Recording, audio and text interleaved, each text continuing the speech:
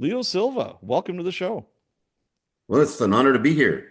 Thank you so much. I first off, I have to thank Chris Feistel for setting this up. He gave us the intro, so I have to thank him.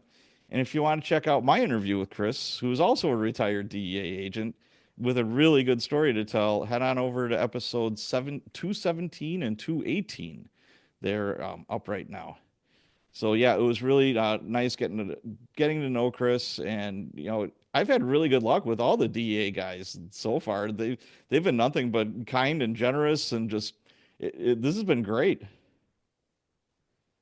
Yeah, awesome. Yeah, I just finished reading Chris's book, and for all the listeners out there, I highly recommend it. It's called After Escobar, Yes, and you won't be able to put it down. I guarantee it. yep, absolutely.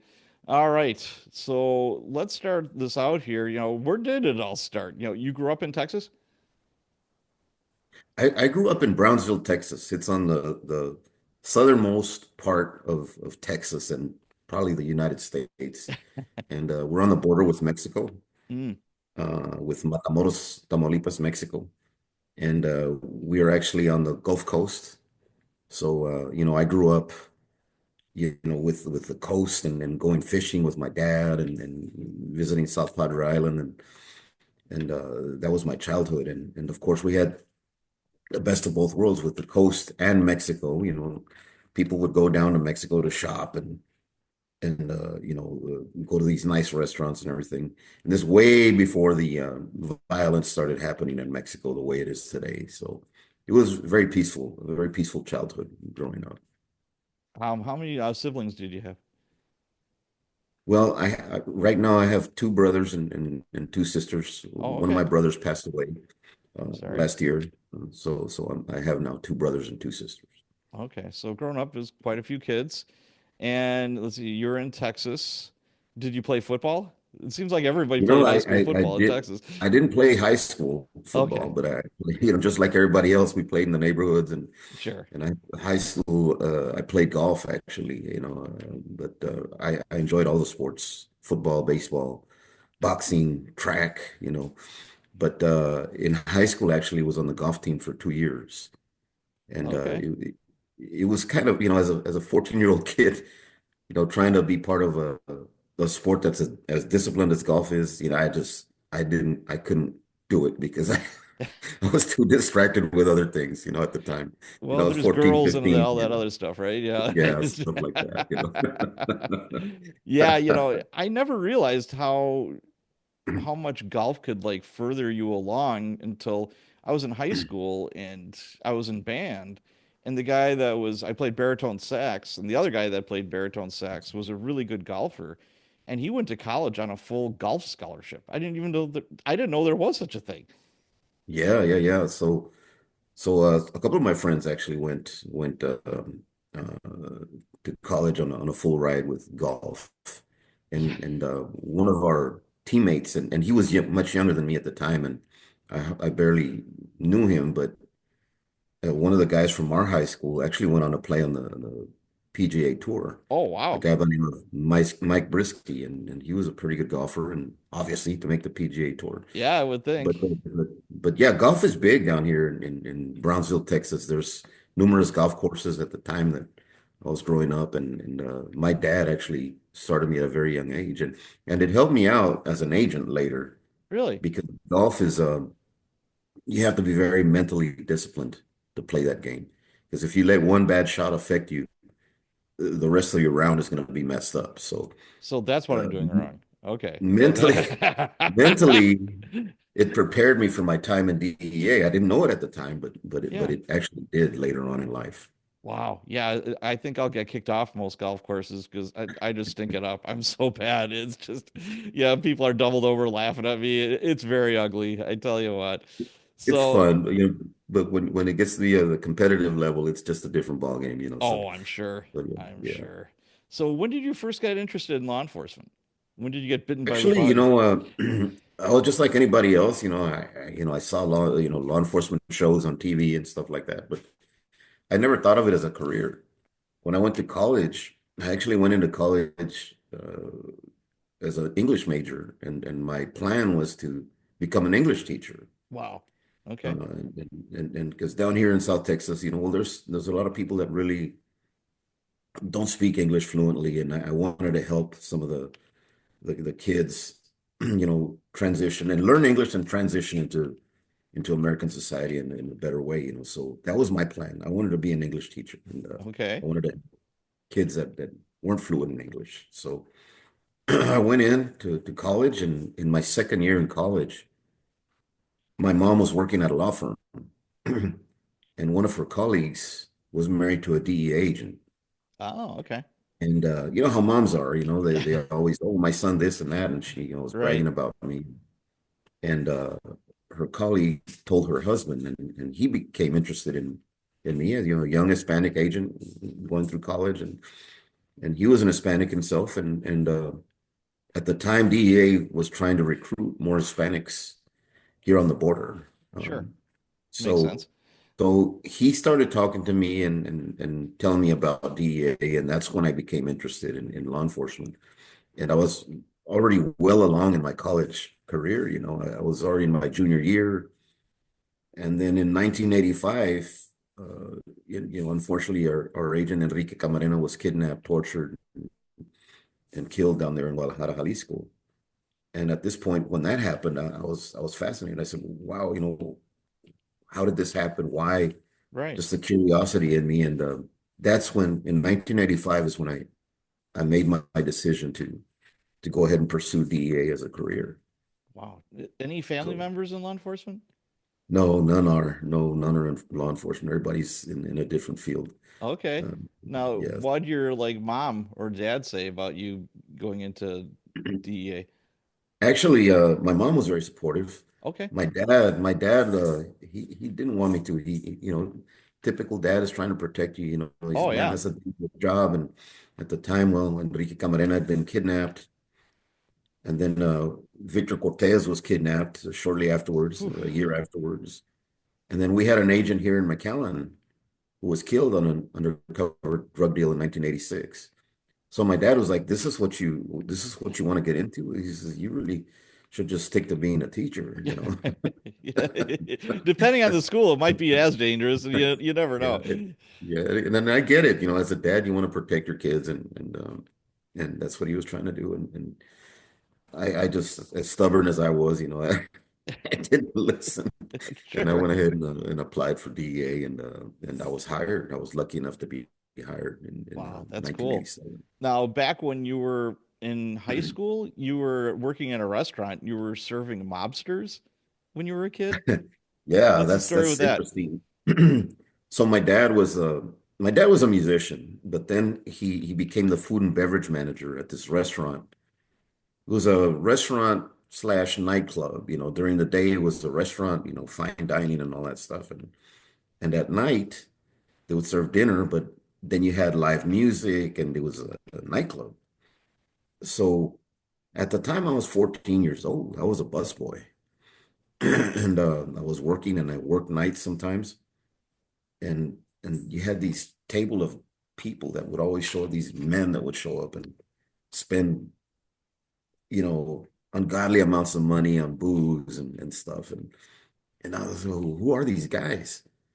And the head waiter said, "You just don't ask questions. Just do what you're told and serve them what they want, and collect your tip at the end of the day and just go home. Don't ask any questions." And later I asked my dad. I said, "Dad, who are these guys?" And he told me the same thing, "Son, just do as you're told." He said, "Those guys are the mafia, man. Just don't make them mad. Don't piss them off. Just do as you're told and finish your shift and go home." So did it look So, like an episode of The Sopranos every night that you were working, or? you know what it reminded me of after I watched the movie was the movie Goodfellas, Oh, where you sure. have the guy Spider, serving the drinks and stuff. Of course, this was a public restaurant, but I think I was, like I said in the book, I think it was the original Spider. Yeah. "Hey, kid, bring me my drink over here." So, and I was 14. I'm serving these guys drinks. I don't know if that was legal at the time or not, but I was Probably doing it. not, but okay, whatever. You know. Yeah. So, "Hey, kid, light my cigarette, or my cigar or whatever." Oh, really? Okay. So, so stuff Interesting. like that, and Yeah. like I was just following on. they told me do what they say, so that's what I did, Do you know what crime So, family they were working for? well, it was actually the Juan Garcia Abrego uh, crime family. I mean, Juan Garcia Abrego, his uncle was the founder of what is now the Gulf Cartel. Oh, So, but they love to come over to the club and listen to the music and enjoy the food and pretty did much hang out there, did they So live in Mexico and just come up they to the club? they lived in Matamoros, Mexico. They'd cross the bridge and they'd Oh, come over to the club. how And how difficult was it to get over? It sounds like it was pretty easy access. it wasn't difficult at all. At the time, there was no restrictions, the restrictions that we have today. Nothing Really? like that. I mean, yeah, you could just cross over easily, both ways. I mean, I could go to Mexico easily and have no problems, and they could come over here. No And kidding.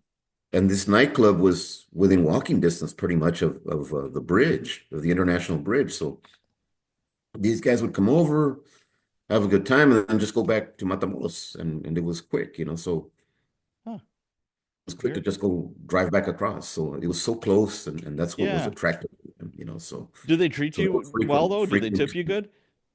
Oh yeah. I mean, I didn't get to see all those big tips. It was the head waiter, but Ah, he would share it with me and the other colleague that I had, another busboy, and I mean, at 14 years old, they give you $20 in oh, one that's night. You're huge. thrilled, man. Back in 1978, Yeah, 70, yeah, that was big money to me. absolutely. That's awesome. So, you go through college, and how big of a lag was there between college and going over to the DEA? It was about a year. Okay, So what'd you the do in entire between? year of 1986, I was waiting for the call from DEA, and Sure. I put myself through college as a musician. I was a musician. I was a keyboard player, a Oh, singer. really? So in 1986, I just dedicated myself to just being in the band and playing and playing a lot of these venues. But being a musician is sometimes feast or famine. There's times where you have a lot of gigs, and there's times you have none. So it was a lean year, man. What kind of music did you play? Well, we down here there's the genre called Tejano music, and Oh, that's yeah. what we play. It's a Mexican, fusion of traditional Mexican and contemporary. So, but we played everything. We played, top 40. We played all sorts of things and Oh, that's jazz. cool. Yeah, So, I started college as a music major. I was going to be a band director. yeah, wow, And I just love, love, love music. And I was in all kinds of different garage bands, and all just, yeah, but we never got paid for it. We just had fun, but man, what a great time. Wow, that's yeah. awesome. It Did you really ever was. think you But would just make your living in music? and there's a story I have to tell, and it's Sure. it's right, right before I graduated college in my last semester. One of the bands that I just admired so much, down from my hometown, they asked me to play with them. They were going to go on a United States tour, Oh, wow. and Okay. and they needed an extra keyboard player. And they approached me and said, "Hey, Leo, join us, man. We're going to go on this tour." And I told the leader of the band, I said, "Man, I'm in my last semester of college, man. Yeah. I'm not going to really put that off. Just come on, man, join us, go on the tour, and when you come back from the tour, you can finish your school." And I was like, man, it was I was so conflicted about what to do, join the band or, stay the course and finish my degree and follow up with DEA. And eventually I ended up saying no. I didn't go on the tour and I didn't join the band. But I always think, what would have happened if I would have said Yeah, yes? I wonder Would I even be what direction your life would have went if you said no to that, Yeah, and yeah, if you said yes to being this traveling musician. You never know. right. But you know what? I don't regret it. I don't regret the decision I made. Once I graduated college and focused on becoming a DEA agent, that was it. I mean, 1986, I went through that whole year as a musician, but when DEA called me in December of 86, my musician career was over and I started focusing entirely on Okay. on becoming a DEA agent. So Now, that's how it went. you said that your musical career financed your education. Pretty much, yeah. Not only music, I was working at the school and studying. So basically had two jobs. I mean, people don't understand it, but and I'm sure you as a musician, you know it's hard work to be a musician if you really want to be a good one. You know, you have all these rehearsals and practices and stuff. Oh So yeah. when you do appear in public in a show or whatever, you sound good, you sound awesome. So there's a lot of work involved in that. Yeah, And and uh, I, I went to I financed my own education. Both my parents are immigrants, and they never went to college. They and my dad is like, "Oh, that's just one big party," and I'm like, "Well, not exactly, but okay," And so, I worked in a grocery store. I was a Teamster actually. So yeah, I had a good job, and it was the same time period. I graduated from college in '88. yeah. So we're around the same time period, and I was making good money. I was making almost $8 an hour, and I thought I was living Wow. big. Yeah, I was just like, whew. yeah. But I was Well, that was working good money 40. back then. I was working 30 to 40 hours a week and going to school Yeah, full time. And looking yeah, back, yeah, probably not the best idea, but it was nice to have money. And I didn't take out yeah, student loans. I just right, crazy. It's like I just paid for my own education. right. Yeah. It's Pretty much we didn't have an option. There was no way that my parents, my mom was going to qualify for this huge loan, right. there was pretty much no option, and we just had to do what we had to do, and Yeah, it was I either was raise your fortunate. right hand to Uncle Sam or get a job. I mean, Right. there's Yeah, no getting around it. If you wanted to go to college, that's what you got to do. right, So, right. so you go to the DEA. What was it like? What was the training like when you were a new recruit? Or do they call them recruits, or what do they call a new Yeah, DEA person? yeah. So we were basic agent trainees, Okay. BAT, if you want to call us. I was in basic agent school 48. And I started in February of 1987, and we went to Quantico, Virginia, which was the FBI training academy, Yeah. which we shared with the FBI because we Hmm. didn't have our own facility at the time. So Okay. They do FBI, now, right? yeah, we do now. Yeah, Yeah, that's what I thought. absolutely. But back then we didn't. So we were at the FBI training academy, and I was 22 years old, man. So to me, I had never even left town, for an extended period. So everything was new to me, man, so yeah, it was for me, it was challenging to say the least. There was other guys in my class that were highly experienced law enforcement officers already, Yeah, I was and just gonna say a been in law lot of enforcement for many DEA years. agents, a lot of the feds were like local cops first. They didn't Right, just jump exactly. into it. Yeah, so I was a 22-year-old kid right out of college, Oh, I that's young. Yeah. didn't have zero experience in law enforcement. And so it was new to me. It was very challenging physically. I mean, they ran you to the ground, man. You know, and mentally as well. Sure. They challenge you mentally to see if you were strong enough to withstand the pressure that you're going to face in the field. But it was all new to me, and it was great. I mean, I look fondly back on those times and the times I spent with my classmates in Quantico, Virginia. So you went from hot Texas up to Quantico, which Yeah. isn't terrible, but it can have a winter. No, well, I'll tell you, man, when I left uh, uh, Texas for my first day of training, I left Texas, got on the plane, it was 90 degrees down here, 90 some degrees Sure. in February. So, so I get up to Washington, D.C., Washington National, I get up there and it's snowing. So I'm like, You're like, what's wow, this stuff? I'm not in Kansas anymore, man. It's like, where am I? So yeah, that was a big shock to me right off the bat. It's like, man, I go from 90 degrees to snowing, and I wasn't prepared for that at all, man. So That's funny. there was challenges from day one, man. Yeah. So So you make it through your DEA training. Now, did you have any type of choice as to where you were going to be assigned as a new agent? no, at the time, they picked it for you. They Okay. chose your assignment for you, and they made a big drama out of it. They get us all together in the classroom. Uh, and they'd call your name up, Leo Silva, can you come up now? And they'd give you this envelope.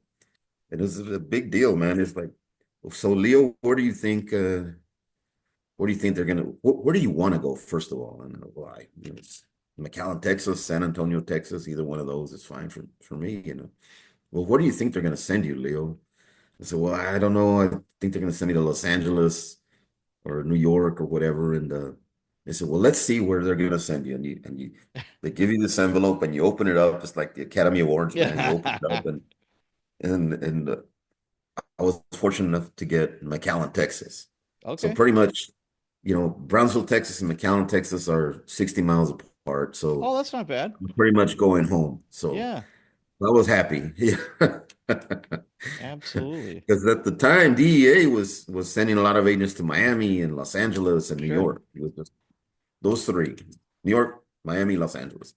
And I was terrified of going to Los Angeles, mainly because of financial reasons. I mean, Los Angeles is an Oh, expensive yeah, city. Yes, I don't know absolutely. how I was going to afford to live in Los Angeles on a new agent salary. So Right. I was extremely fortunate to get McAllen, Texas. Wow. That's funny. So you're back home, more or less. Now, Yeah. what kind of work did they have you doing like right out of the gate?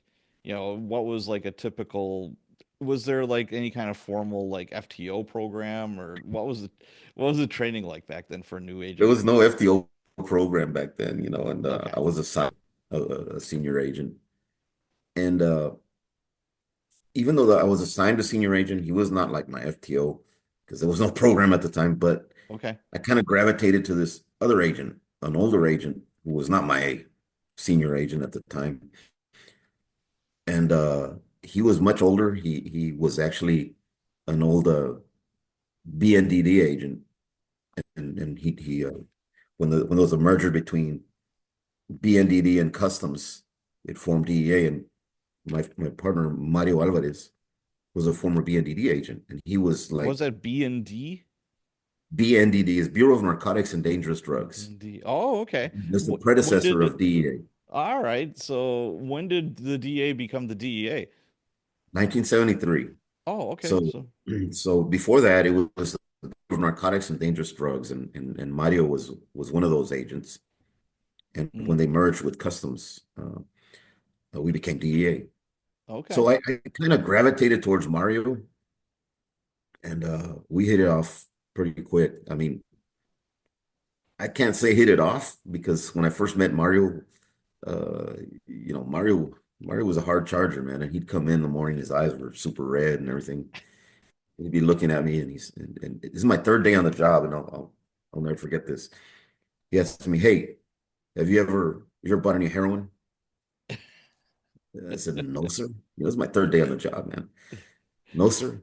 He says, "Well, you're gonna buy some today." So get out of those.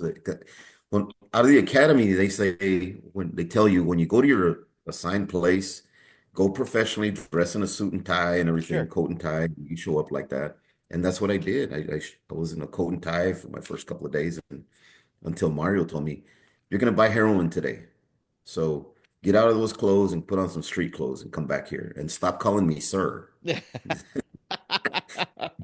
So my response, like, typical brainwashed guy out of the academy is like, yes, Sure. sir. Yes or no, sir. Yep, absolutely. So, so I go home and change into my street clothes and come back. And in the afternoon, I was buying heroin on the street on my third day on the job. So Do you that was the type remember of, do you remember that time when you did actually go in and buy heroin your first time doing it? I'll never forget it. I was Tell us terrified, about it.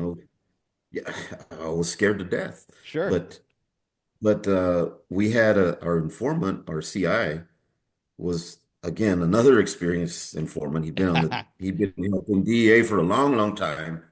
And I'm sure he guided a lot of rookie agents through undercover deals. And he was with me on that deal, and he was just like, "Be calm, man. Be calm. You're gonna be okay."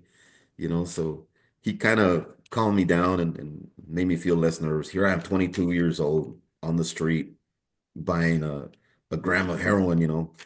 And I'll never forget. I was practically shaking. When I made that buy So did the in CI downtown McAllen. do the introduction to the person who you're buying it from? Yes, absolutely. He said, "Yeah, this is my." He's the nephew of one of the guys that have money, so you treat him right and everything. And the guy looks me up and sizes me up, and he's like, this guy's a kid." And I said, "Yeah, but he's the nephew of the big guy, so don't say anything out of line." And here I am trembling, and I didn't even know what to ask.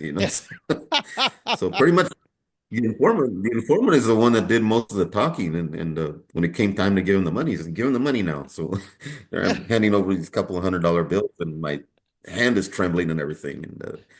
And so yeah, it was a it was again another shock to me, but that's what became my routine pretty much every day, and it got to a point where I wasn't nervous anymore. And it got to a point where I actually made them nervous once I had a lot of experience Yeah.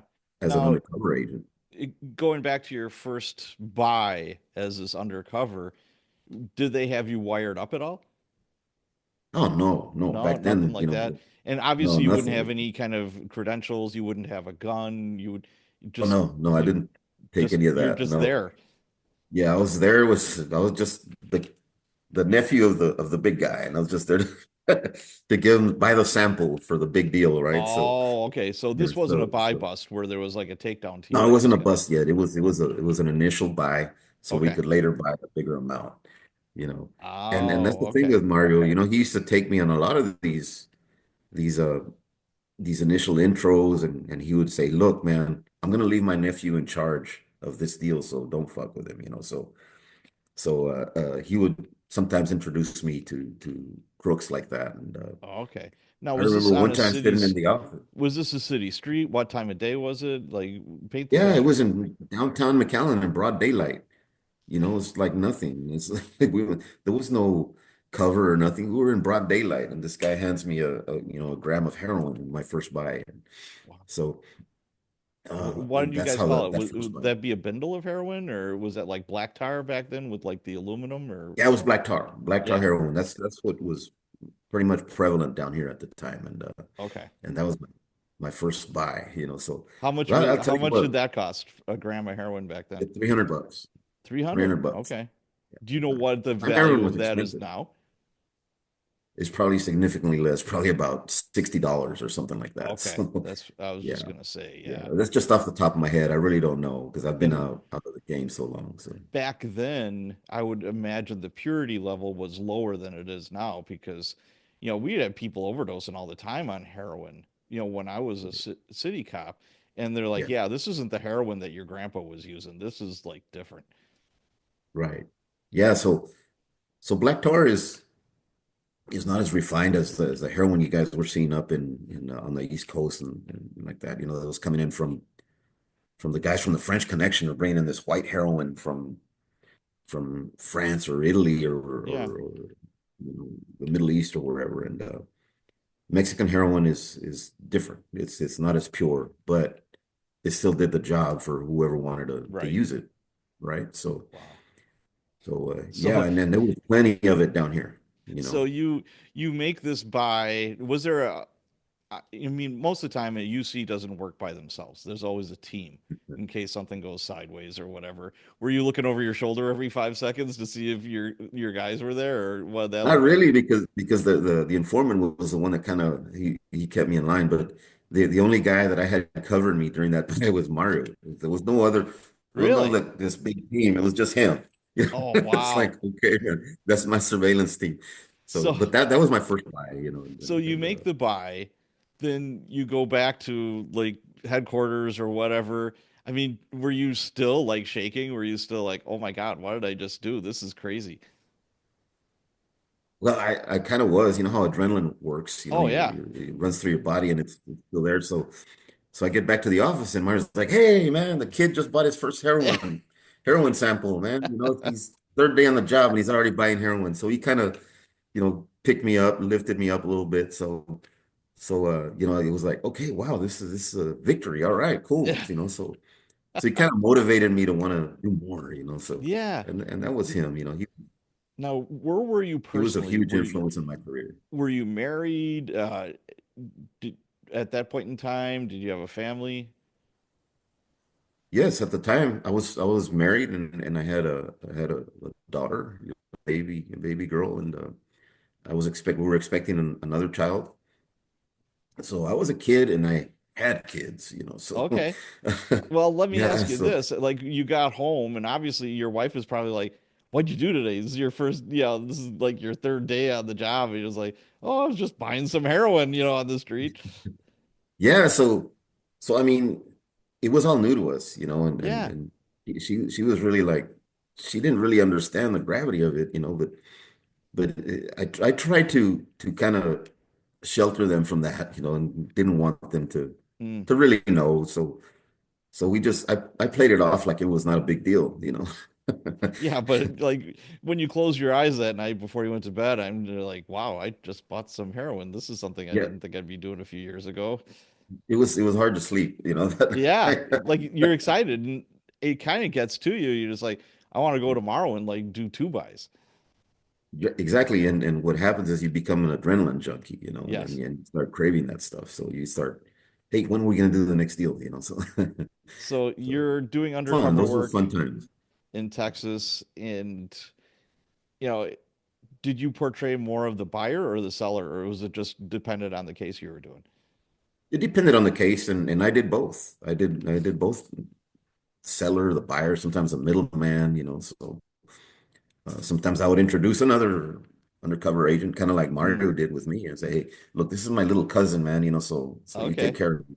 So there was so many scenarios that we worked out, Right. but I tell you, it was fun. It was fun. Now, did you have a UC name, and how did you pick it? I did, and I just pretty much picked something that I could remember easily. Sure. So my UC name was Enrique Sanchez, and I used to use that a lot. And it got to the point where, guys, the informant would meet with a guy and they say, hey, man, you're not going to introduce me to this guy named Enrique, are you? Because they... So, so yeah, I mean, we just had to go with the flow sometimes, but that was the Sure. name that I used pretty much quite frequently, so Wow. yeah. So you're doing all this UC work. How long were you in Texas? How many years? I was in McAllen. My first assignment was pretty much 13 years. Oh, wow. Is And that unusual to be in the same spot that long as an agent?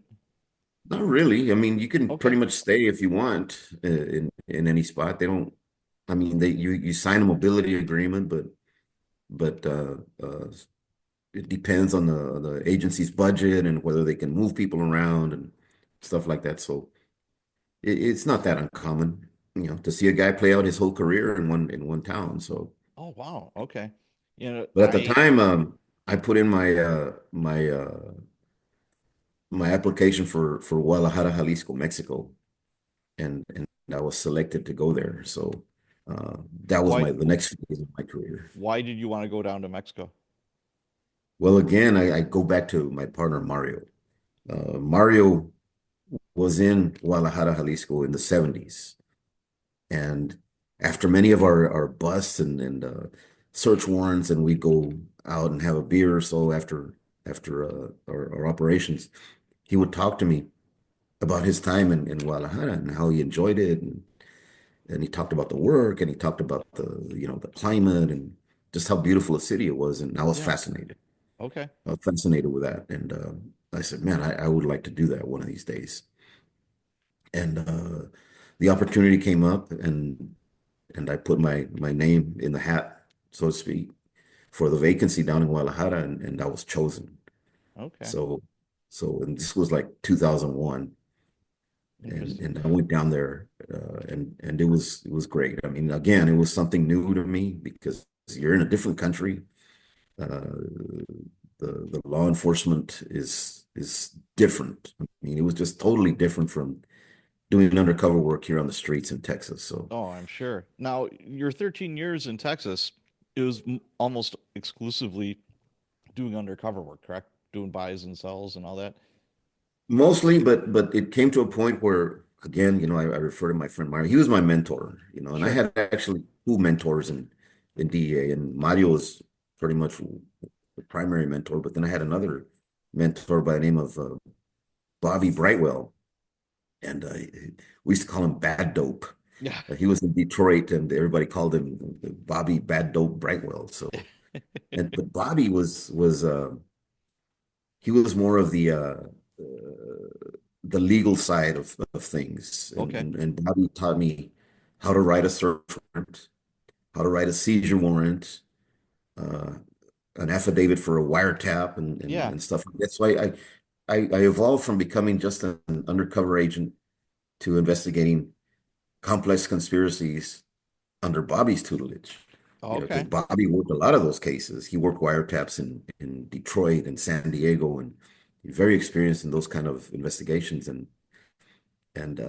so he mentored me on those types of investigations, and I evolved from being just an undercover agent to working those kind of cases. And again, Okay. I was fascinated because why? Because it's a mental challenge, Sure, sure. N- So Now, yeah. from interviewing and talking to people who've done, short term, long term, UC work, one common thread is it's hard to keep your sanity and your identity when you're going through that. What did you do to stay grounded? Again, my mentors. I Okay. mean, they said, don't get too caught up in this, man.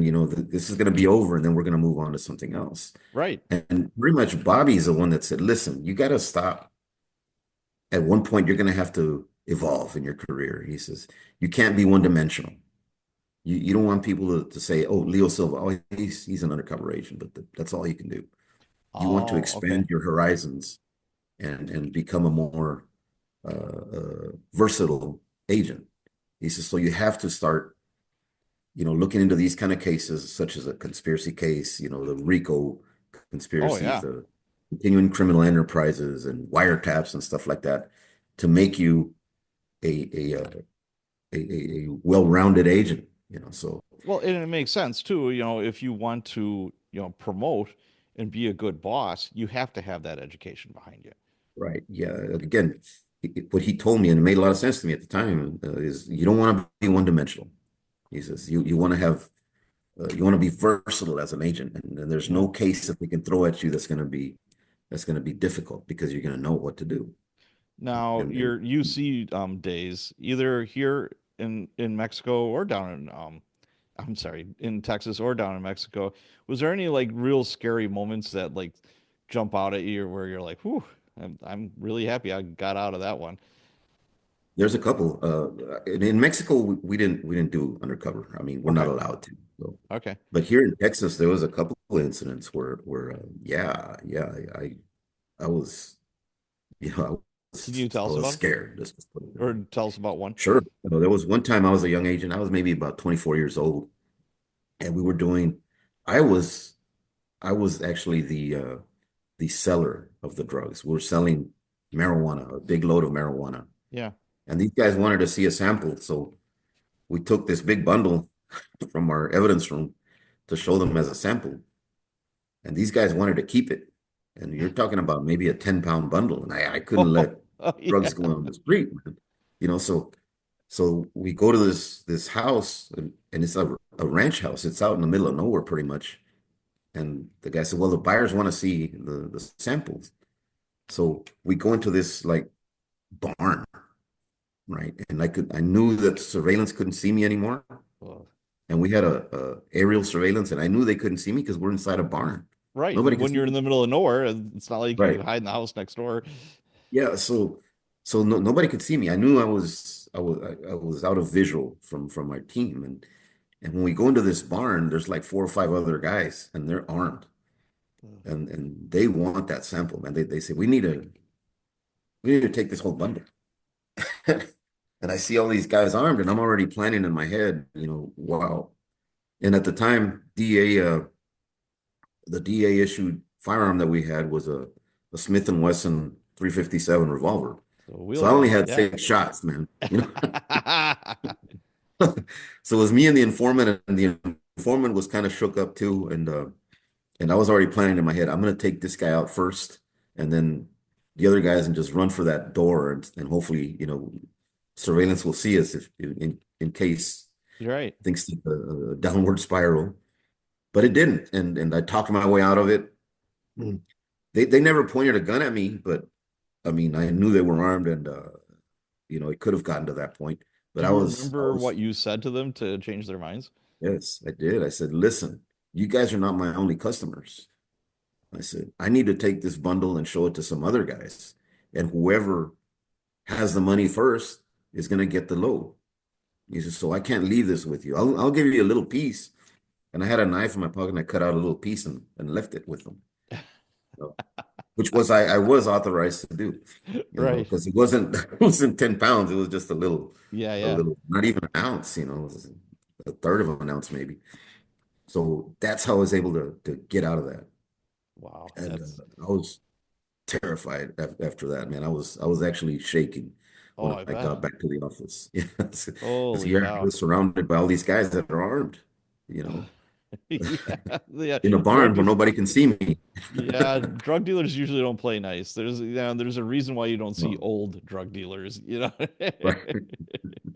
Oh yeah. So you wind up going to Mexico as a DEA agent. You know, how was your family with this? I mean, at the time, how many kids, and how old were you? You said you had about 13 years then. So you were what, in your mid 30s? Yes, I was I think I was 35, 30. Yeah, I was 35 years old when I went Okay. down there. So, And it's like, all right, honey, kids, we're going to Mexico. What they yeah, think of that? at the time I was married to my second wife, and she had kids, and I had kids. We were a blended family, and Yeah, we went down there, and I didn't anticipate the culture shock, the effect culture shock was going to have on the kids. how old were They they? had a hard time adjusting into the culture. Sure. How old Here were they they? are Do you remember? with their friends, and because they were high school age. High school. Oh, that's tough. Yeah, so it was hard for them to adjust, and they had a hard time. And uh, I tried to help them get through it by showing them the sights, Yeah. the beautiful parts of Mexico. I mean, Guadalajara is a beautiful city, so I tried to show them the sights and distract them a little bit from what they were going through. So, but it was hard. It was tough on Now, them. was your wife and your children, were they all bilingual? Could they speak Spanish? Yes, yes. Fortunately, yes, that helped a lot. Oh, I bet. Yeah, Yeah, because but like a gringo like me would be a fish out of water, That wouldn't be so great. yeah, and you know what helped a lot is there was a lot of functions by the U.S. consulate community parties and birthday parties for kids and stuff like that. So it helped. It helped for them to So kind of integrate and the, adjust to that kind of life. the high school that your kids went to, was this a all Spanish speaking, or was there also English speaking, or what was No, that it's like? actually it's actually an American school. It's called the American School of Guadalajara. So they Okay. went there, and you have teachers that speak English. It's all in English. Oh, Yes, okay. there's Spanish, but it's an American school, and that's where they Oh, went. So that was interesting. okay. But I mean, still, they got taken away from their friends in Yeah. Texas, and now they're here in this foreign land. So that was tough. That is tough for him. Yeah, without a doubt.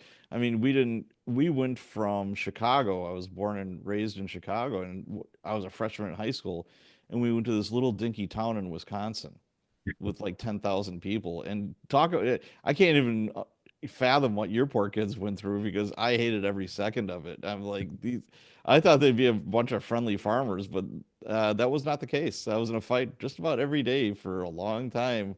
It took a long time to get acclimated to it. And I was just like, Yeah, when you're the new guy, man, there's no oh, mercy on the new guy. yeah, new guy is not fun. Now, did you live in an area with other like government employees, or what did that look like? We had each our own separate housing.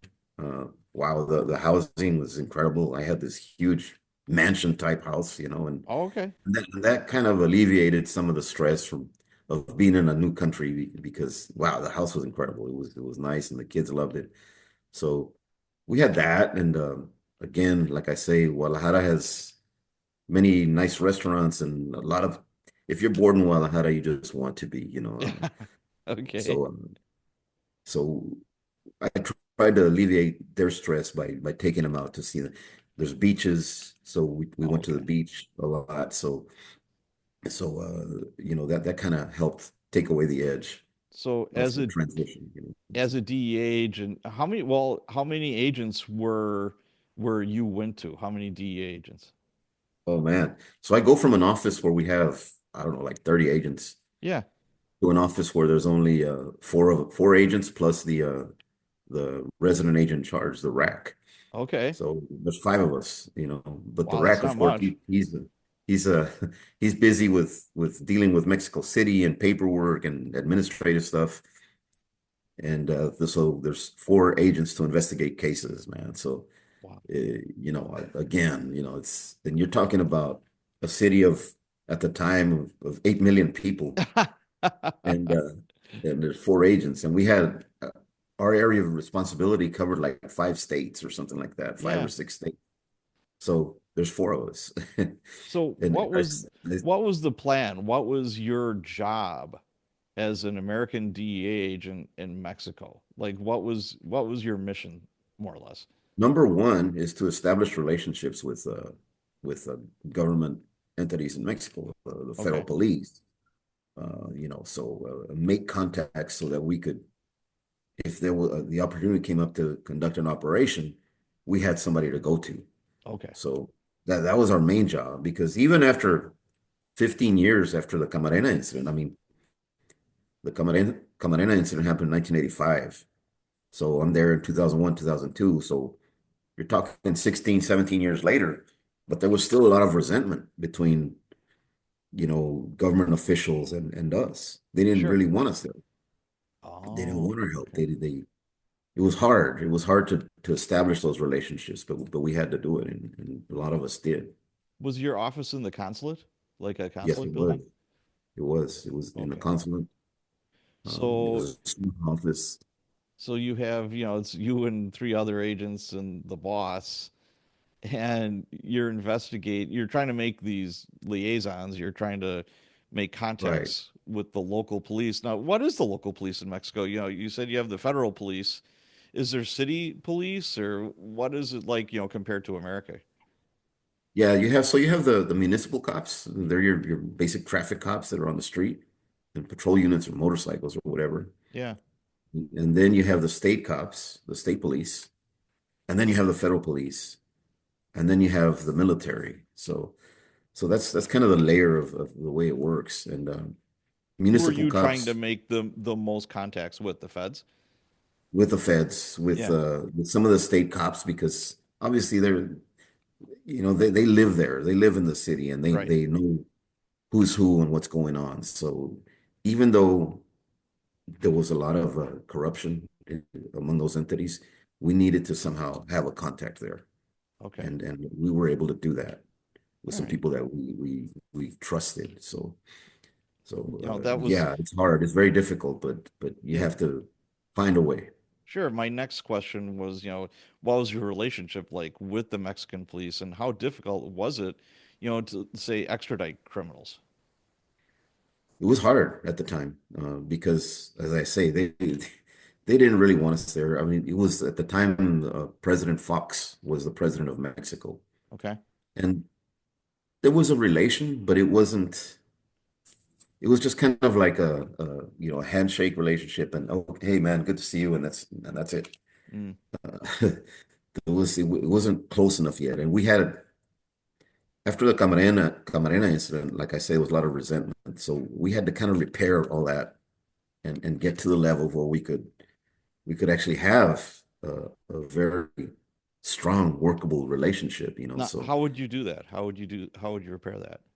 just communication with them pretty much every day, going out there to see them, talk to them, see what they're working, tell them what we're working, what we're looking at, whatever. Just establishing that rapport with them. Sometimes just going out to have a lunch or dinner Sure.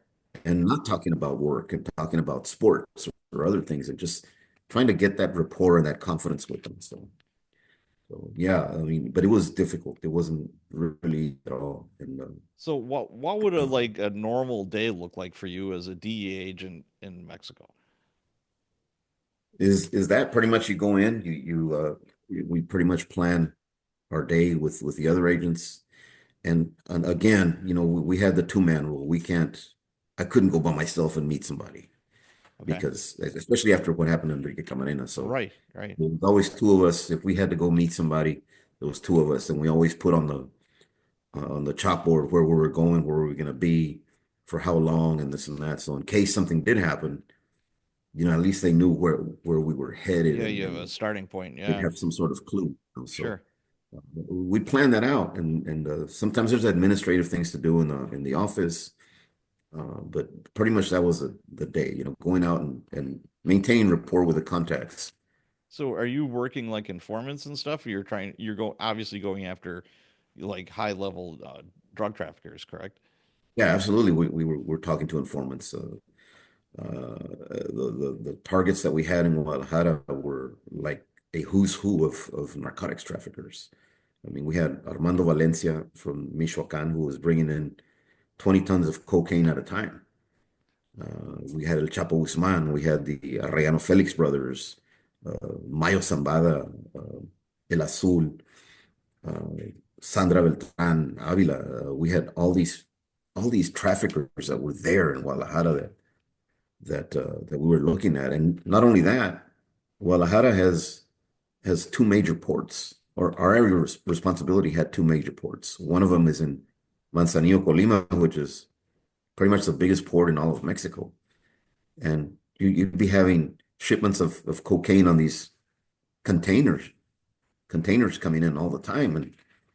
And if you've ever seen one of those shipyards, those ports, it is humongous. There's Right. no way Yeah, you're they're going to find gigantic. one container among, wow, it's like a city. So So, this was mostly cocaine that you're going after? okay, pretty much, yeah. Yeah. And So at the you're go time we were there, you were just starting to see the influx of methamphetamine, and the Oh, traffickers starting to produce it on their own yeah, yeah. with laboratories, and down in Colima where there was hardly anybody out there. So we started seeing that. And I was in Guadalajara like 3 years, and on my way out, that's when you started seeing it becoming more popular. Okay. Traffickers were So kind of leaning that way into the production of methamphetamine. yeah. So you mentioned, you had informants that you were working with.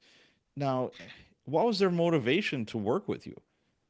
Obviously they're not working off a beef or a case with you.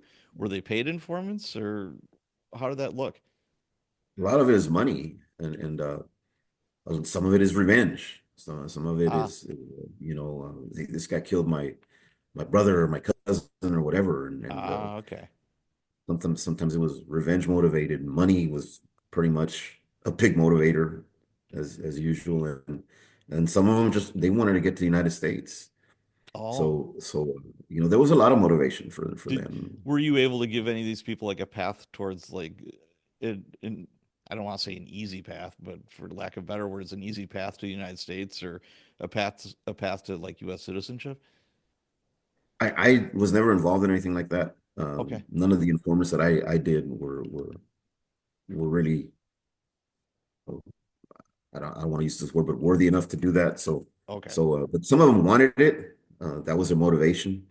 Mm, And as an agent, you have to exploit what they want. So right. to, Now, to get I the mean, information that you want, to make things clear here, you can't have a firearm and you don't have arrest powers. we do not know. So Yeah, so we're that's flying blind, man. That's tough. we're guests in their country. We are not. We do not have any enforcement powers. That's why we had to establish these contacts with the locals and the state police and the federal police, the government of Mexico, because we don't have any power there. They do. So if we wanted something done, we have to go through them. How I how couldn't. difficult was that? Very difficult because if you didn't have a good relationship with them, then they're not going to give you the time of day. Sure. So yeah, we had zero power and no diplomatic immunity at all. So if you were caught with a weapon, you're going to jail. I mean, there's no ifs, ands, or buts. You're going to go to jail. But I mean, you're So, dealing with all these people, all these cartel people, drug dealers, manufacturers, et cetera. They're all heavily armed oh, absolutely. because But Mexico has some very stringent gun control laws, correct? absolutely. And we were not protected by diplomatic community. So if and we had our weapons, but whenever we went out on the street, at least personally, I said, man, if why am I going to risk myself going out Yeah. if if I have my 9 millimeter or whatever, and these guys have all these AR-15s, AK-47s, man. My 9 millimeter ain't gonna there's No, gonna be no match for these no, guys. I might be able to take one or two out, but that's it. So I didn't even bother, man. I just left mine in the office, and that way I would, if I got stopped on the street or whatever, I didn't have it on me, so they weren't going to be able to that must charge me have with been a anything or very take me to odd. jail. That must have been a very odd feeling. At It first. was, it was because as a law enforcement officer, Yes. you're used to having your gun all the time, Yeah, it's so it's kind of like, a carpenter with a hammer. It's yeah, a tool of the trade. It's like I'm not going to go to work if I'm a carpenter without my hammer. And same thing, it's like I exactly. can't imagine being a cop without a pistol in your belt. Yeah, and in Mexico, I mean, it's just it's your choice personally, but in Right. the end, if you get stopped, we all know that. We all know that if you get stopped, you're gonna go to jail pretty much, Wow. Yeah. So I just have a feeling going to a Mexican jail like that would not be any kind of picnic. no, especially if they know, and that by the time you get there, they're gonna know you're an American law enforcement agent, and it's not gonna be good. So, No, not at all. Dang. So exactly, which cartels were you going after?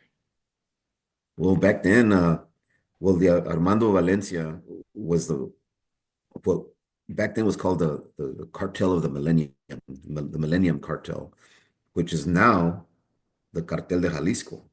So he was the original founder, and he was bringing in tons and tons of, I mean, like I said, 20 tons on these tuna boats, tuna ships. And then we had Sandra Beltran Avila, who was with her paramour El Tigre. They were bringing in also 10 tons at a time, from 10 Colombia. tons. So Wow. wow, we still had the remnants of the Guadalajara cartel down there, and El Chapo Guzman and those people. So there's Sinaloa, you have the Guadalajara cartel, you have Michoacan. And there So was not just one that we were focused on. It so was they're all. using container boats. Any other ways they were shipping it up to America? And like what were the major like drop off points? Miami, the West Coast, what are we looking at? Well, from here, it was pretty much once they got it into Mexico, the Mexican transport groups, I mean, they were pros at that. They've had decades and decades of experience in Yeah. transporting. So once they got it here to Mexico, they break down some of the loads and send it out all over the place. LA, Houston, Miami, New York, and then just once it got here, they could use ground transport, you know, uh, airplanes like Señor de los Cielos, So there was a myriad of options that they had that they could Sure. transport their loads into the United States. Wow. So, Now, in your book, you talked a lot about the Zetas. Could you explain yes. that to us? Yeah, the book is focused on them because at the time I was stationed in Monterrey, Mexico, which is on the northeastern part of Mexico and close to the border of Texas. Yeah. And the Zetas are they started off as a security group for then boss of the Gulf Cartel, Ociel Cardenas Guillen. And Ociel Cardenas Guillen was a very paranoid person, and what magnified his paranoia was his addiction to cocaine. Well, that'll do it. So Yeah. if you ever seen a cocaine addict, they're a super paranoid bunch. So this guy was paranoid to begin with, plus his cocaine use, it just magnified Mm. 10 times his paranoia. So he was always afraid of being killed, and for good reason, because he Yeah. killed so many people. They called him the friend killer, Matamigos.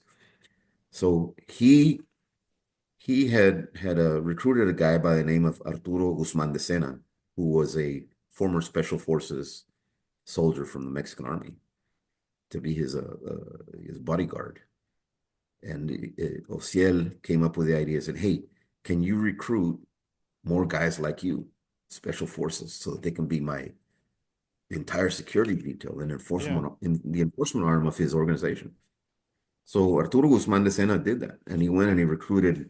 over 30 former special forces guys, Wow. and they became the Zetas. And you ask, well, why did they call themselves the Zetas? Well, in the army, their call sign was the letter Z. And Okay. let's say, it was a call sign Z1, Z2, Z3, Z4. Mm, So they just became known as Los Zetas. So okay. that's how they were born. And they were initially started to protect Ociel Cárdenas Guillen from rivals, from other cartels, from the Sinaloa cartel trying to come over and take over the territory. So that was his reason for forming the Zetas. Now, Mm, later on in the game, Ociel Cardenas gets arrested. So now it's the Zetas and the Gulf Cartel. And with Ociel gone, there was a vacuum in that leadership. okay. And the Zetas are very opportunistic. And they saw an opportunity to take over everything, the operations that the Gulf Cartel had. Maybe not everything, but most of it. And that's when you started seeing a conflict between both organizations. The Zetas became independent after that, and they started a big conflict with the Gulf Cartel. And guess what? Ground zero was Monterrey, Mexico, where I was stationed. Okay. So the violence just started increasing dramatically, when that started. So, and I was in Monterrey at the time, and we lived through all that, and it was it was out of this world. So, reading the book, and we'll talk more about the book, a little bit later. There was an incident, I think it was the Zetas and Bengal Tigers, what they did with some guy. Could you explain that? Yeah, well, this was the second in command of the Zetas, and he's one of the most violent persons that I've ever come across. I've never met him in person, but in our investigations, we learned a lot about him, and it's Miguel Trevino, who's known as Z40, and Z40 was he just lived for brutality and violence, and he doesn't take kindly to somebody saying no to him. Okay. So so he had a girlfriend at the time, and she broke up with him, and of course, he doesn't take rejection too well. So, make a long story short, and it's in the book. You can read it in detail. But he kidnapped her new boyfriend and the boyfriend's brother, and took them out to this ranch. And they had a couple of Bengal tigers as pets at this ranch. And he takes the girlfriend, and it's a funny story, and you'll read it in the book, for the listeners that are out there. They made a mistake and they let the girlfriend go, and they kept her friend. So they took the friend out to the ranch because they wanted her to see what was going Oh, to happen. And she says she was blindfolded when she got there. She could smell blood, and it's just terrible. We interviewed this girl, and as she was telling us a story, I mean, she was shaking, and she said, "I'll never forget the sound of this crunching." So I didn't know what it was until they removed the blindfold, and it's the her friend's boyfriend and the brother that were being eaten by Bengal tigers, and the crunching sound was the sound of one of the tigers biting down on the guy's head, and it was God. crunching the skull, and that was the sound that she heard. So yeah, that's the level of brutality that these guys were capable of, Yeah. and actually carried out and executed. So I mean, yeah, it was not a fun time. you trying to do your job and, trying to do the right thing there, etc. How did you navigate the corruption? And can you explain the levels of tiers of, how you worked through that? Again, my experience in Guadalajara helped me a lot, uh, in dealing with that. Uh, what we did as agents is we have to try to find people that have the same goals that we do, and that's not easy sometimes, but we were able to find that in Monterrey, and we initially started working with a special operations group from the federal police. We conducted several operations on leaders of the CETA organization there Yeah. in Monterrey, and then we started working with the Army, and I'll tell you a little bit about the Army. we had a common goal because one of the Zeta leaders in Monterrey had kidnapped, tortured, and killed 9 of their soldiers. Oh, okay. So so they called us. One of the colonels called us and called us, and we went out and met with them. When I say we, I mean the our team, the DEA team, and Yeah. we went and met with him. And he said, and he told us, he said, we have a common goal. He says, I know you guys want this guy, and I want him too because he killed 9 of my soldiers. Oh, okay.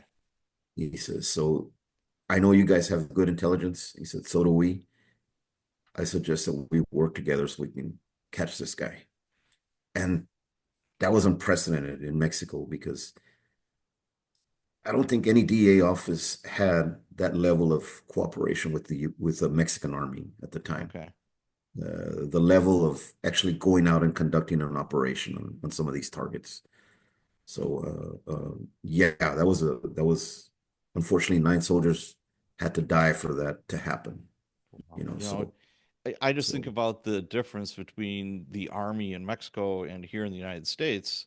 You know, my son was in the army for 6 years, and I worked with, a bunch of guys that were army vets. I kind of have a feeling for, what that is, but it feels like, in Mexico, the Mexican army is at war with themselves, in their own country. they were in their own country with the cartels, and unfortunately, some of the army was compromised at the time. Everybody's pretty much compromised one way or another, you know. Yeah, But this team that we were working with, whether they were or they weren't, they had the same goal that we did, and they were willing to go all in on that goal, and sure. so were we. So that's where we were able to join forces and go after this guy named El Canicon, which means big marble. Translation is big marble. That was his Okay. nickname. I don't know where these guys come up with nicknames, man. It's it's funny sometimes. Yeah. But he this big marble guy, Canicon, he masterminded an attack on the US consulate, wherein they launched a couple of grenades at the US consulate and shot Wow. up the building. Dang. And that was the start of of a big war between us and them. Did you get Because you can't attack the reinforcements United after States. something like that? I mean, that's attacking America more or less. So, Absolutely. Absolutely. So did you we get couldn't just reinforced? stand pat. No. So, were there any U.S. troops or anything brought in to go against that, or what'd that look like? No, no US troops. It was us, and we had our special enforcement group from the federal police Wow. and the army. And we conduct after the grenade attack, maybe about 3 or 4 days afterwards. Let me back up a little bit. Before all this happened, when I got to Monterrey, you know, my marching orders were your orders are to find and capture this Z40, Miguel Trevino, Yeah. the guy I was talking about earlier. So the way it works is in Monterrey, in Mexico, the Zetas have regional leaders throughout all parts of the country. And the regional leader in Monterrey was El Canicón. So we had developed a lot of intelligence on El Canicón and his hangouts and where he liked to party and where he spent most of his time. And we had a lot of intelligence on him. And after the attack on the consulate, we said, well, let's act on some of this intelligence. Let's act on it. Yeah. We can't just stay here and wait for them to throw another grenade. Sure. Sure. So we took action. We went proactive, and there was a warehouse that we had identified and a house in a kind of exclusive community there in Monterrey. So one morning we went out there shortly after the grenade attack, and we hit that warehouse with the federal police and Mm. the army. And we found like 9 tons of marijuana inside that warehouse Oh my God. and numerous grenades. I think it's like 16 grenades. And the interesting part there is we were able to have an ATF expert on our team at the time. Mm. And as he examined the grenades, the grenades come with lot numbers. Okay. And there was 2 grenades missing from the series of the 16 grenades that were in that package.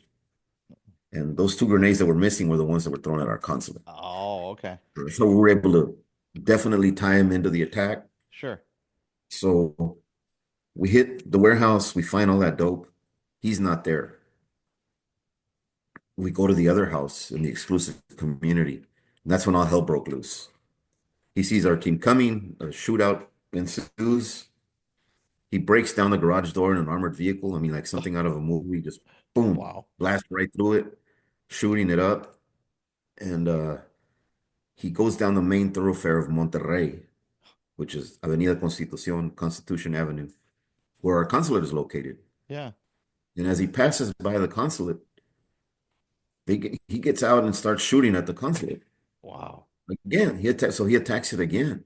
Yeah. So at this time, there's people there. Uh, during the grenade attack, it was after hours, but this time it's 8 in the morning, man. There's people Yeah. showing up to work, and all of a sudden, shots are fired at the building, and again, all hell broke loose, and it was crazy. So now, now it's on, man.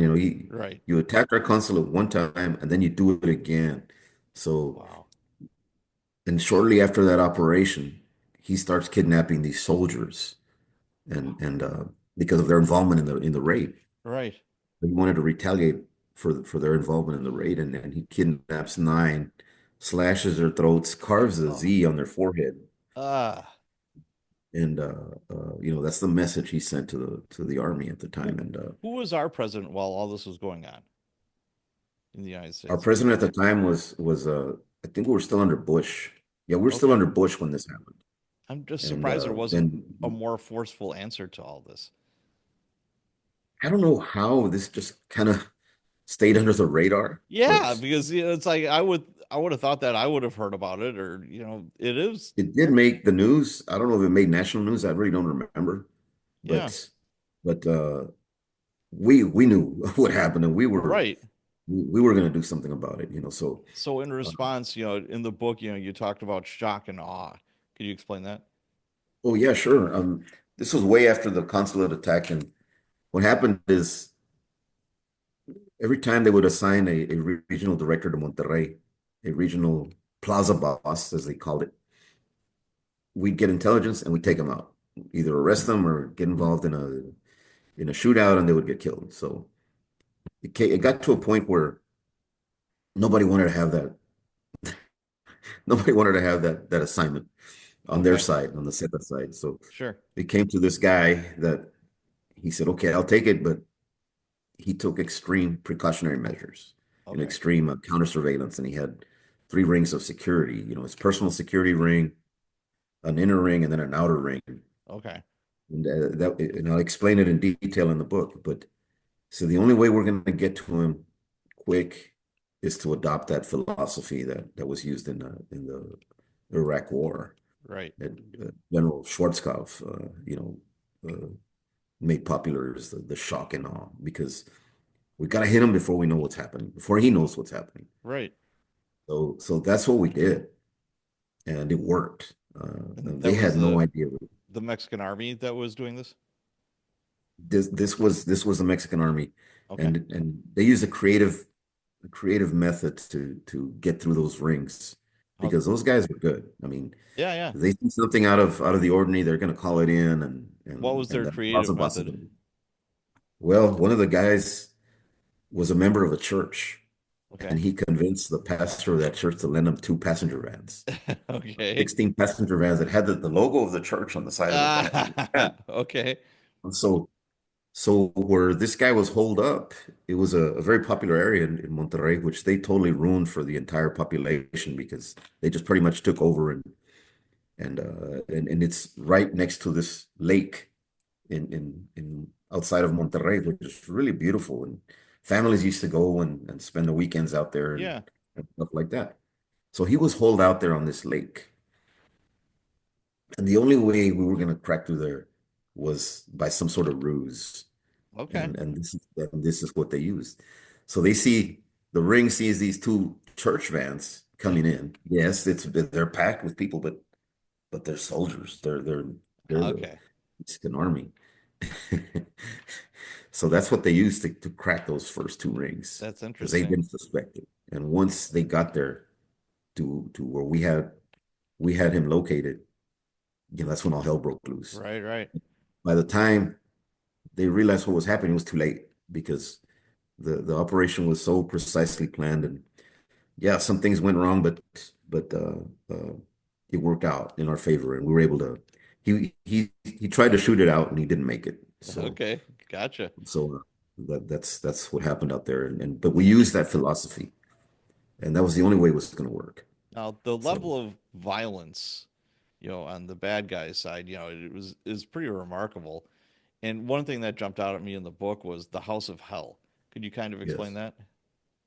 sure. So the Zetas pretty much started expanding their avenues of making income, generating income, Yeah. and one of them was kidnappings, extortions, and kidnapping was lucrative because you have in Monterrey is there's a lot of wealthy people in Monterrey, and there's this one community called San Pedro Garza Garcia, and San Pedro Garza Garcia has the most millionaires per capita in all of Latin America. Okay. So these guys, again, like I said earlier, these guys are opportunistic. So if they see some sort of that you have some sort of wealth, or you're kind of well off, you're a target for kidnapping. Okay. So they kidnapped a lot of people during that time frame, and what they kidnapped so many people they had to rent houses and keep them Oh my in houses. God. And it was kind of like a I don't know, like they get 20 people, and okay, this guy paid ransom, let him go. This guy, and they're just in and out, a Wow. clearinghouse, if Yeah. you will, of victims. One of the guys we interviewed was in that house, and it wasn't just one. They had several houses all over the city, Okay. all over the region. And this guy was in that house, and I describe it in detail. And that's because I kind of try to tone it down a little bit. Yeah. But he described his time in that house, and what he lived through, and there's no other way to describe it other than it's the house of hell, because they would torture victims, and they'd record them screaming, begging for their lives, and send it to their family members and say, "You better Oh, pay the ransom. You have 24 hours to pay the ransom, or okay. else you're not going to see him anymore." What were some So of the preferred ways of torturing? they had these what's called a tabla, and it's basically this oar, like an oar they use for a canoe. It's a lot Okay. bigger and thicker, and they punch holes in it so it could be aerodynamic, Oh, and God. they just beat the crap out of any victims with those things, over the ribs, on your back, your legs, whatever. So that was a common method, and cutting. They'd slash you up on your body or whatever. Our victim was beat up with that tabla, and he sustained 4 fractured ribs, Okay. and he lost hearing in one of his ears from the beatings they gave him. And but he described what he heard. Obviously you're blindfolded in that Yeah. house, and he heard a woman being raped repeatedly, and one guy beaten so severely that he ended up dying on the floor of that house. Ugh. And when we were interviewing this guy, obviously it was hard. It was a hard interview for him because Yeah. he had to relive those times, and Mm. many times he had to just stop and gather himself because it was hard. He said most of all is the smell. He said the smell of blood and human waste and stuff like that. And he says it's just stuff that I'll just never be able to get out of my head, Right. uh, Wow. and I lost contact with him after I retired, Okay. but still, it was just him telling us that experience was bone chilling. Sure. Now, there was a fire that you talked about in the book, the Casino Royale fire. Right. Why? What was the motive behind that? And who did it? Well, the Zetas, like I said, they were all about extorting and generating income for the organization. So they started numerous businesses throughout Monterrey, and the Casino Real was one of them. And the owners said, "We're not paying you anything." Oh, okay. So this is in retaliation for that. How many people died in that So fire? if I remember correctly, it was like 60, over 60 people died in that Oh my fire. God, that's Innocent horrible. people, Yes. innocent people that were there to, some ladies were there to just play the slots or have dinner or whatever. Yeah. And, and they set fire to that thing. And these people had nothing to do with organized crime Oh, or anything like that. So it just gets under your skin to see how yeah. these guys operate and just without any remorse kill all these innocent people. Yeah. So So, uh, what was the end game for dismantling the Zetas? Arrests, confiscation, sentences for the leaders. How did that all come to fruition? well, our goal was, like I said, if we can take out Miguel Trevino, this whole organization is going to fracture Okay. because he ran the show with an iron fist, and we didn't see anybody under him that was qualified enough to really become a solid leader. So we knew that if we took him out, that they were going to fracture. And he was finally arrested in July of 2013, and was incarcerated in Mexico, and he was recently brought over to the United States. He was one of the 29 individuals that were transported into the United States to face charges in the U.S. for crimes that they committed here. So he is in U.S. custody right now, Okay. awaiting trial. So So is he gonna be going? Well, he hasn't been tried yet, so you he's. know, I was gonna say somebody like that. Do they just send him to the Supermax in Colorado, or yes, I mean I would suspect that they would because he is yeah, one of the most violent individuals on this planet. You know, yeah, you, you talk about yeah, somebody Charles like that, Manson. And, that has that many um, roots, and that would be about the only place you could like send him to, I would think. yeah, unless there's some place that's more, More more lockdown. Who secure knows? Yeah, than that. damn. But, So but after he that was guy belongs to. arrested, there's always somebody waiting in the wings. Who filled that void, or did His, somebody? his brother filled it temporarily, but Okay. we had some really good intelligence on him. I was already retired when they captured his brother, Okay. but we were working on that intelligence right before I retired, and I wish I would have been there when they caught him too, but I Sure. was already gone. So, uh, but they picked him up, and after that, the organization, like I said, it started to fracture. Okay. There was not anybody with the leadership skills necessary to keep that going, to All right. sustain it. So In the book, you talked about Acapulco, and I always thought of Acapulco. It's like on Wheel of Fortune, people would win a trip to Acapulco. Or so that was like a hot tourist spot. What happened to it? Acapulco, well, the same thing that happened to a lot of cities in Mexico is these guys came in, they take over, they start extorting businesses, tourists and stuff like that, and it just got out of control. And not only that, but you have the police that are corrupt down there, Yeah. always looking for an opportunity to rip somebody off or extort them. And it's a shame because I went to Acapulco before it got to that point, and Yeah. it's beautiful. And it's just a shame that it has turned into that. And recently, I understand that one of the hurricanes that hit last year just totally devastated the city, Oh. and there's really not much that's being done to repair it, to get it back Oh. to that way that it used to be. So Yeah. right now, it's not a good idea to go out there. Okay. Gotcha. So, what do you think the future of Mexico is? It just seems, it's like one violent. I think you threw out some numbers in the book about like the homicide rates in some of these cities. I mean, it's astronomical. It- It is, and it's hard to keep track. And you know what? I think right. some of those numbers that Mexico puts out, I think they're very conservative, you know, because a lot of these crimes go unreported. Right. So you have people that lost family members, and the police never do anything. So So, it's just not very accurate, the numbers that are being put out there. yeah. So I mean, Mexico, they rely on tourism. That's a big industry in Mexico.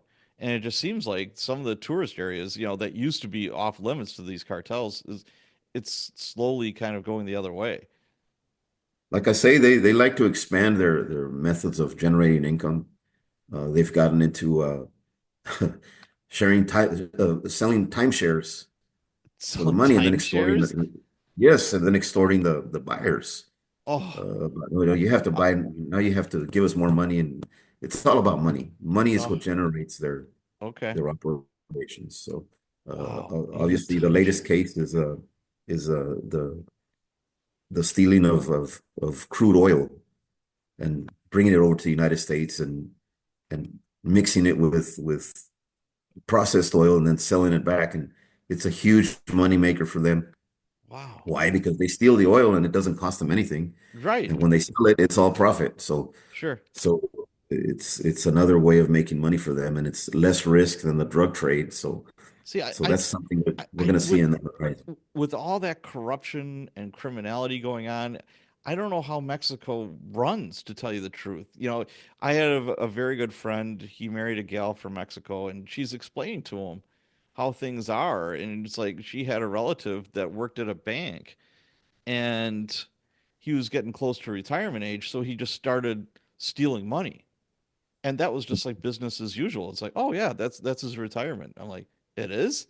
That's his 401k, is to steal as much as you can before you pop smoke and get out. Wow, yeah, it doesn't surprise me. I I mean, mean, but there's corruption. how do you keep things going like that? I I don't really don't know. understand. I really don't know. I mean, it's not all like that. I mean, you Right? have really good people. Mexico's a beautiful country. I loved my time there. Yes. If you've never visited Mexico City, I suggest you go. It's beautiful. The history, the art, it's just incredible. You could spend a whole week there and still not get enough done in Mexico City. You have towns like Guadalajara that are beautiful, and Monterrey is a beautiful city.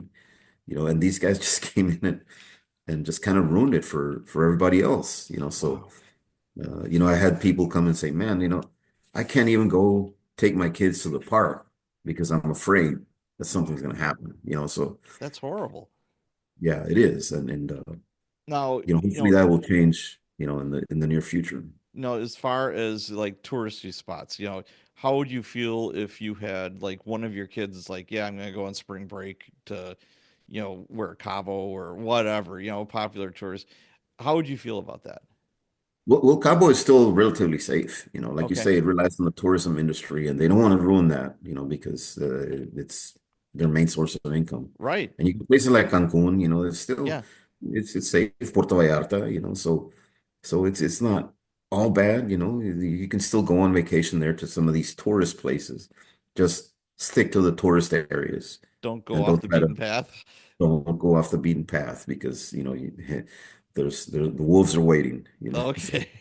They smell, the sharks smell blood in the water. I get it. Yeah, Exactly. absolutely. So, the drug crisis in America, that's been going on for a while, and I retired in 2020, and fentanyl had been big for the last 2 or 3 years of my career. And before, like when I started, I didn't even know what fentanyl was. It's like whatever. And we had heroin, but not that much. It was all, crack cocaine. It was, where I worked. That was the Right, drug of choice.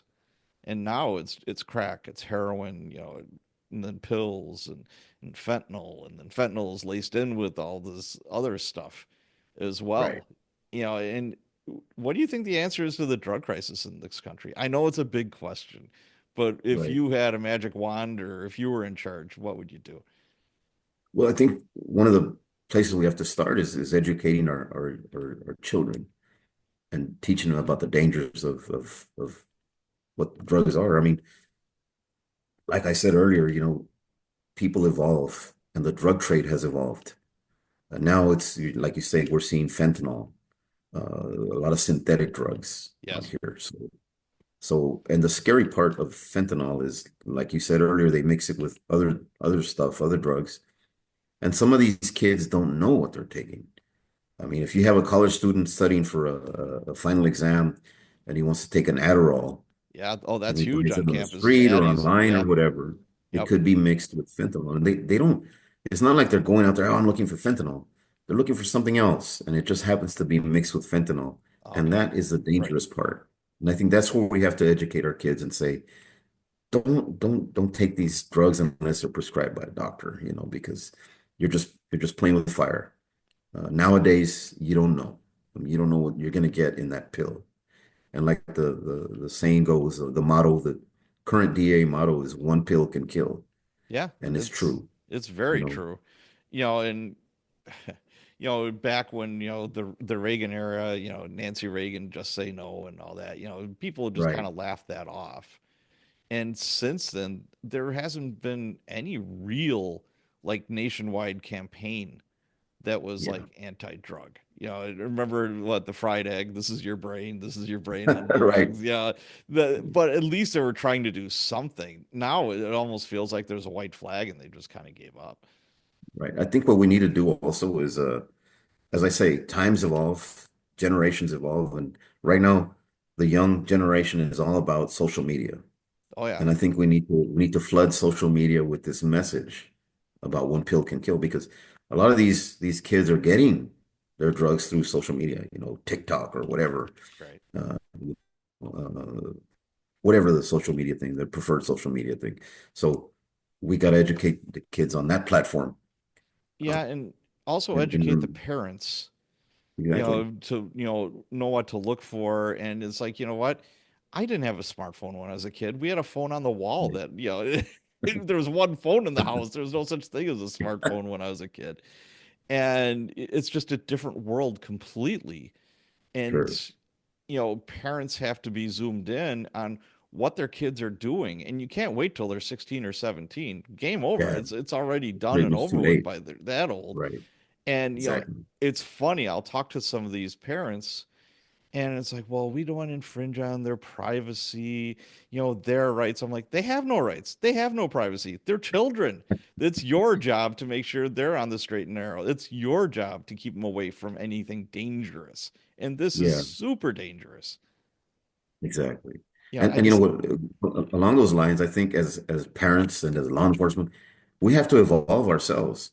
People say, well, I'm not really good with technology. Well, you have to be good, man. yeah, If you want there's no to, choice now. if you want to see what your kids are doing and protect your kids, you have to. You have to evolve. You can't stay stuck in the past, man. You have to evolve and go with that and let's try to educate our kids about what's Yeah. going on out there. And I'm not naive. If you put rules and whatever on kids, they'll find a way to break them. There's always a go around or whatever. But if you're doing nothing and you just wave your hands in the air, and it's like, I give up. It's like, well, Right. then the results aren't going to be good. Instill that fear in your children, for God's sakes. It's like they should be scared of you. I'm still scared of my mom. She's 86 years old. She's 4'10". I'm scared to death of her. My wife makes fun of me. She said, "You're still scared of your mom." I'm like, "Damn right I am. I remember the whippings I took when I was a kid. I still have PTSD from that shit. Are you kidding me?" Yeah. I think we need to get back to that. That's just, Yeah. it's, it's like I Yeah. never even tried marijuana when I was a kid because I always thought my mom was gonna find out. I'm just like, nope, nope, that's okay. No, don't want any part of my little Irish mom. True. That's a Yeah. freaking tornado. And I'm like, no, nope, nope, nope. So Yeah. your book, Reign of Terror. Why did you write it? You know what? I wanted to tell a story, number one, Sure, and leave kind of a legacy for my family. And absolutely. number two, something that also motivated me is that whenever you hear about the cartels or the Mexican narcotic trade, it's always about Chapo Guzman in Sinaloa, and there's not much said about this this area, the Zetas in the northeastern part of Mexico. Chapo's not the only game in town, Right. and actually these guys were trying to kill El Chapo Guzman. So Okay. so not too many people know about this, and I've had several friends read the book that are from Minnesota, from Kansas, Wisconsin, and other parts of the United States. And they tell me I had no clue this I was didn't. going on. Yeah, I mean, I and I thought I was pretty well educated with this stuff, through the podcast and my time, when I was in law enforcement. I'm reading this book and I'm like, oh, okay, this is a new wrinkle. I didn't realize this was going on. yeah, so that too. I mean, I wanted to educate people and say, this is what's going on. This is what happened back in those days. So, and this is what DEA does for you, not only in Mexico but all over the world. Right. So I mean, every agent has a story, every officer has a story. So I wanted to put mine out there and kind of educate the people as to what's going on. So if there was one message that you wanted to convey to the reader with this book, what would that be? It's real, man. It's real. Educate your kids. Wow, my experience from all that is you know what, life is short, man. You know, Oh yeah. love your family. Geez, I learned that, pretty Okay. much by losing a lot of friends over there. So life is too short. So Yeah. And I read the book in record time for me, which is probably mhm, average for like the normal person, but it takes me forever. I got the ebook, and I was explaining earlier, you can use Alexa to read it to you. So I was using it like as an audiobook. You could read it through your phone. And it right. passed my parking lot test. The parking lot test is if I'm listening to a book and I get to the gym, the grocery store, the wherever I have to be, and I don't want to get out until I hear the end of that chapter, I know it's a good book. And you pass the test. Yeah, I Okay, absolutely cool. loved it. It flows really well. It was one of the better books I've read in a while. So kudos to you, sir. Well, thank And you. And I just wanted to put this out there because I've had some people ask me if I used AI on writing this book. And I said, well, I just want to make it clear that I did not use AI. okay, I consider myself a writer, as an English major sure. in school, college. This was written by me. It took me 6 years to write this. Oh And wow. Okay. for the people that think that I wrote this AI, using AI, I'm flattered, because AI is pretty good. But no, I did not use AI. Okay. I wrote this, and it took me 6 years to write this book. Gotcha. Now, one thing that I did learn about this from reading this book is that the Mexican drug cartels started with bootlegging during Prohibition. I had no Right. idea. So I'm as I mentioned earlier in the show about the mobsters that we served at the Yeah. restaurant. Juan Garcia Abrego, his uncle was a guy named Juan N. Guerra, and he was born in the early 1900s. I don't remember exactly when, but he was the one that started the bootlegging and all that stuff Interesting. during Prohibition. So Yeah. he founded that and eventually passed the torch to Juan Garcia Abrego. Well, I'll be darned. Yeah, because I mean, And we I have did know that, we were getting whiskey from Canada, and there was booze coming over from Europe, and of course, they were making it in the hills, in America, there's hills and all that. That's how Joe Kennedy made his fortune, was bootlegging right, and right. So yeah, so these illegal guys, prescription drugs. yes, That's how we, so these that's guys, they took advantage of Prohibition, and that's how they started making their money way back in the day. So, and one of the absolutely. one of the pioneers was Juan N. Guerra. Wow. That's interesting. So let's wind this down here. What's next for you? Well, I'm working on my next book. Okay. I have a title, but I don't want to reveal it yet. But Okay. it's Is gonna it going to be be fiction, it's not gonna nonfiction? be it's nonfiction. It's true Okay. stories again, but it's not about this topic. It's about the drug topic, Okay. but it's when you hang out with other law enforcement agents and you sit around at the bar and you talk about your different stories, this is what this book is going to be about. It's a bunch of different stories that I've acquired over my career. Some of them are my undercover deals, and some of them are stories that I heard from informants or other traffickers in Mexico that are fascinating, and you're just not going to believe it. You're not going to believe some of the things that happens out there. So Cool. uh, I'm having a lot of fun with it. Um, Reign of Terror was hard to write because that it's very personal. There's a lot of Sure. I talk about a lot of loss in there, Yeah. friends that we've lost and stuff like that. And that was hard. That was hard to write and relive all that stuff. But this book, I'm having a lot of fun Good. because it talks about some comical moments and other things like that. And But that's law enforcement. I don't care where you're a cop at or what level you are. I mean, some of the stuff that happens, you just have to shake your head and just laugh. You're just like, "Oh my God, this is they're well, first off, it's like they're paying me to do this. Like I would do it for free just so I could be in on this stuff, man. It was yeah, yeah, is greatest greatest job ever. But yeah, I'm looking forward to the next book. Let us know when that is going to come to fruition. I'll have you back on. We can talk I sure about will. that. That would be great. All right. Well, let's finish this up. Where can people learn more about you and your books, Leo? Well, I am on Instagram, Leo Silva underscore author. I'm on X, LX Silva one. I'm on TikTok, also Leo Silva author. So I'm on all those social media sites. My book, you can get it on Amazon. You just look for the title Reign of Terror and or just put my name in there Sure. and it'll pop up. So All right. I'll make that's sure what that I'm I from. keep that I put the link to your book in the show notes, and people can go check you out that way. So this has been a great conversation. Thank you so much for being on the show. Well, I enjoyed it. Thank you for having me on. Okay.